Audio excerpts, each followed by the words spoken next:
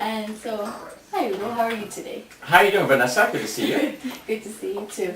So Ugo, please tell us a little bit more about yourself and your background and Sure. origin. I was born in Belgium. When I was 2 years old, my parents moved to Mexico City, where I was raised. When I was 14, we then moved to the U.S., where I've been ever since. I went to college at Georgia Tech and got a master's degree at Penn State. I started my career working for several chemical companies in their sales and marketing area. Back in 2002, eventually joined Prt, which is a company that was founded by my father. And I have been here ever since. I'm now the general manager of Prt.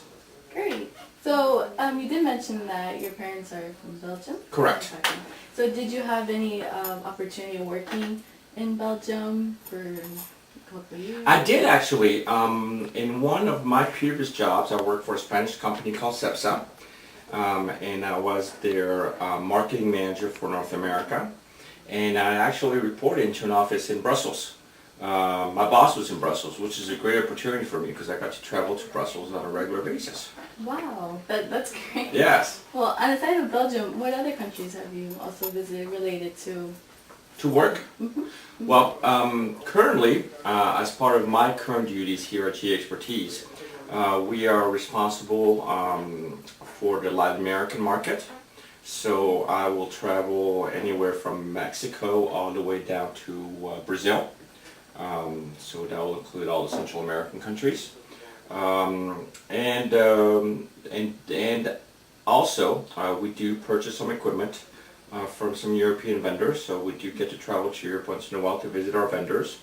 And we fabricate most of our equipment in Southeast Asia, particularly China, Malaysia, Singapore, and Thailand. So those are countries that I visit on a regular basis also. Oh, great. And you did mention that you make frequent travels to Latin America, so I'm assuming you have offices as well? No, we do not have offices. I have a representative that works for us in Honduras. He covers the Honduran and Guatemalan market. But I myself cover all those different areas. We do have a consulting office based in Brussels, but we don't have offices in other countries. Okay, so mainly your office is here in Miami. That is correct. Okay. That is correct. Great. Perhaps when when an office first opened or GA Expertise first opened here, did you have any expectations, or perhaps there was some sort of culture shock compared to how you worked or dealt with people in Belgium? Here in Miami, did you have some sort of culture shock? Well, I certainly had a little bit of a adjustment coming from a very large multinational Fortune 500 company. Prior to coming to GA Expertise, I worked for a company called Ashland Chemical, which is a Fortune 500 company. And so I transitioned from that environment in Columbus, Ohio, so a very Midwestern environment, to Miami, working for a very small company, dealing almost exclusively in non-U.S. business. I mean, really, as a company, GA Expertise, we really do very little business in the U.S. We just happen to be headquartered here in Miami because it's a great hub for Latin America, and we like the weather. So the transition from a Midwestern company again to a company that solely deals in foreign business. Again, we buy in Asia and we sell in Latin America. It was a bit of an adjustment.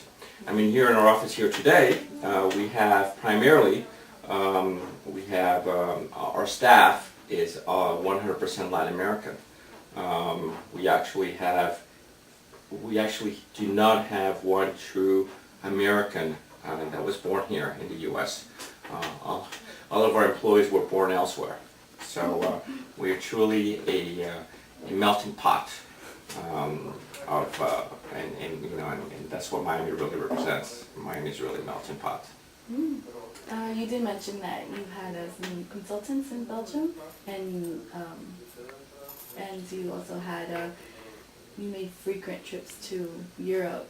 Did you perhaps on one of your trips was there some sort of conflict, perhaps a culture conflict, and perhaps they misunderstood in what you were requesting or things like that? Oh yeah, I mean, culture conflicts occur a lot, and you've got to learn to be able to deal with them. With regard to answer your question directly, with regard to our European counterpart, we don't really have too many conflicts. But where conflicts do come across is when we deal with Asian cultures, which is a very different culture than the Latin American culture. So in that regard, you really have to learn to understand and work within the frame of that culture. Asians are very indirect, okay? And so you've really got to learn to understand what exactly they're saying, not by just their words, but their body language.